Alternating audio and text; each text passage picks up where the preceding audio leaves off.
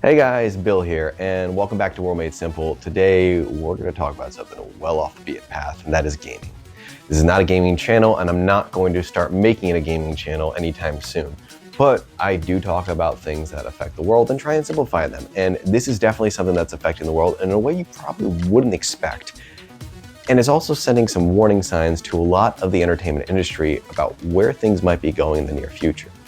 So we're going to be looking into that today and diving fully into the gaming industry. But first off, why is gaming important? Well, it's kind of the single biggest entertainment industry on planet Earth. It's bigger than music and movies combined. $200 billion plus.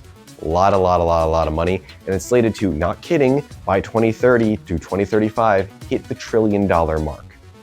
This is an industry which is growing exponentially, and it does not look like it's slowing down anytime soon.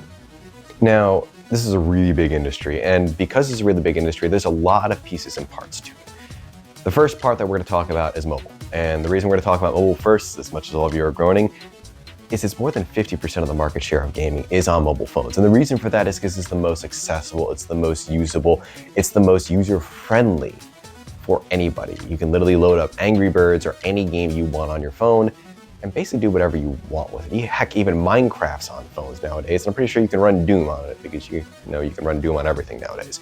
But the thing is, they're the biggest sector of the industry. 50% of the industry is mobile. So they're a huge chunk. And right now, they're just doing whatever they want and kind of experimenting. A lot of people in the gaming industry consider mobile a joke in terms of its mechanics, its gameplay, its actual physical functions, but it's by far the biggest cash cow.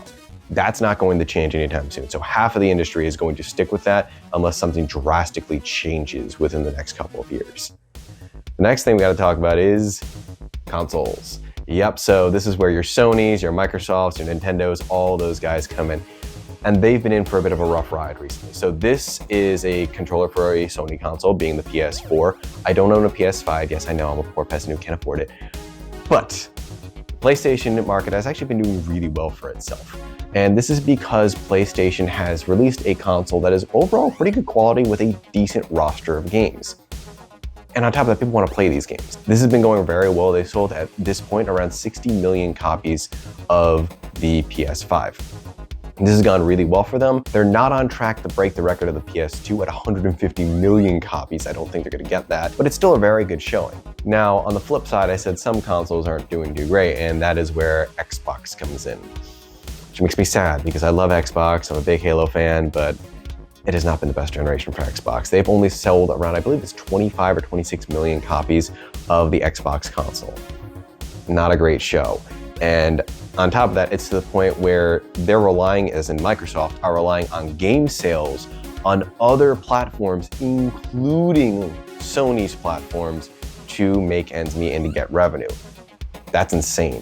So you have those two being kind of the big name in consoles for a while, and then you have the one that pretty much everyone has a copy of. And this is the Nintendo Switch. For those of you who know what I'm talking about, and for those of you who don't know what I'm talking about, let me explain. The Nintendo Switch is by far the best-selling console, period, right now. They have sold over 100 million copies of this thing. I believe it's something like 114 million. This is far more than either Xbox or PlayStation. And there's a reason for why there is a huge difference, and it comes down to the games. Xbox and PlayStation, they have their games kind of go back and forth. Sometimes they show up on other platforms and such, but Nintendo games are exclusive. And this means a lot more people are drawn to the platform. Additionally, this is super portable. I can go and throw this into a backpack, bring it wherever I want with me. I can bring it on a plane. I've brought it on planes, bring it on trains, wherever you want to go. You can't do that with the Breadbox or our modem being the PS5 and the PS5 and the Xbox respectively. So consoles are in a weird place where some are doing really well, some are doing terrible. Next, we're going to talk about PCs. So PCs make up 25% of the market, consoles make up the other 25%, and then the remaining 50%, as we said, is due to mobile. So consoles and PC kind of go back and forth a little bit. Sometimes it's a third, sometimes it's a quarter, whatever it happens to be at that moment.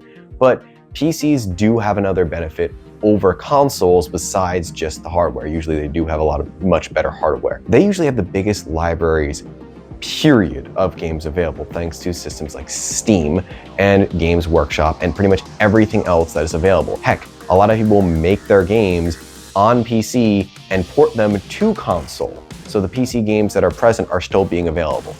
You can do pretty much anything you want with a PC if you have the essentially brain power to do it. And this gives it a lot of versatility and also a lot of usability. Plus, most people have a PC of some sort, it's just what you can run on it. So it's become a lot more available than it was when the systems first came out.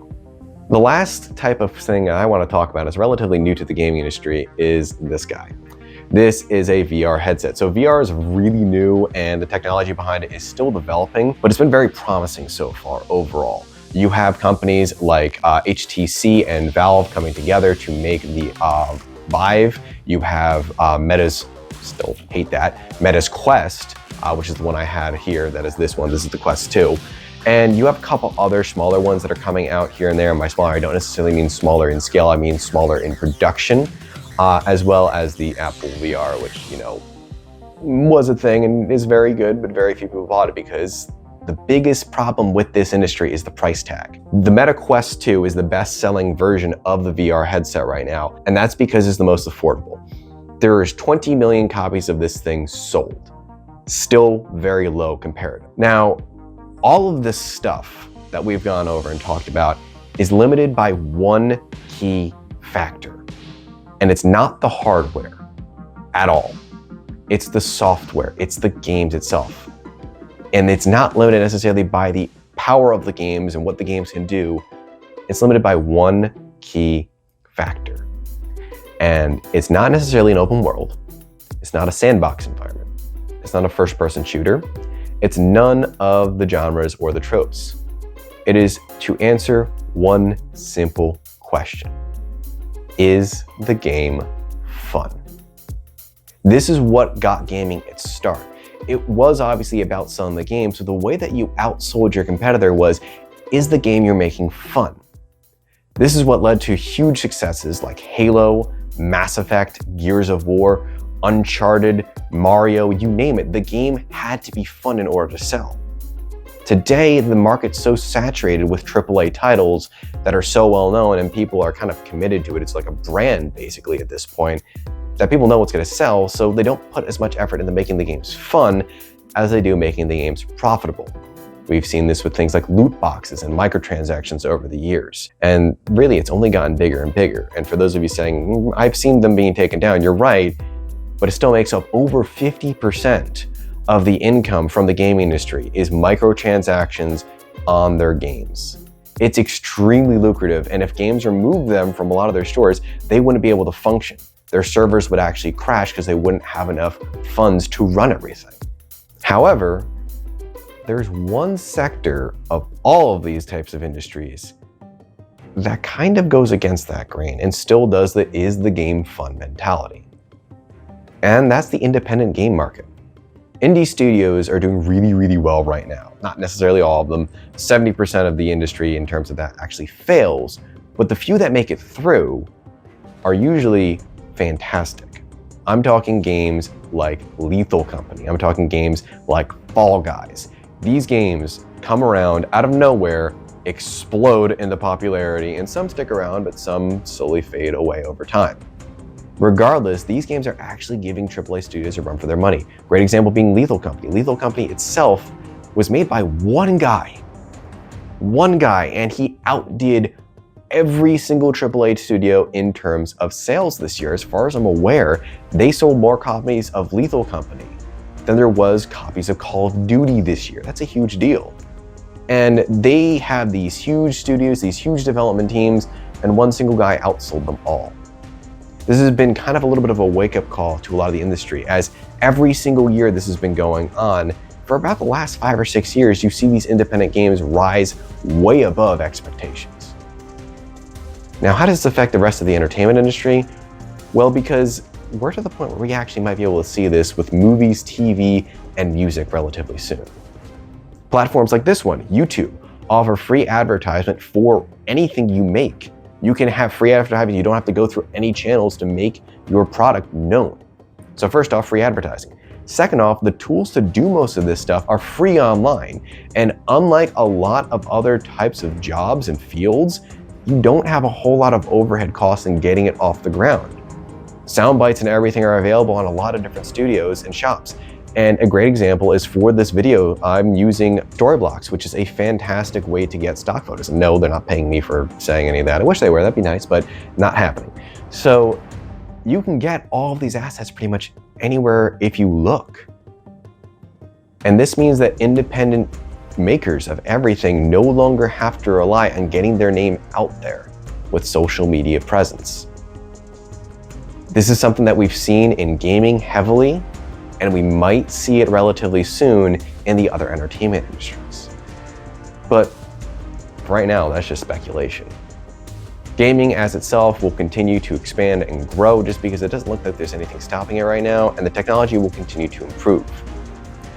But what happens with the games is ultimately up to the studios and the independent developers that make them, and that is what determines the future of this industry.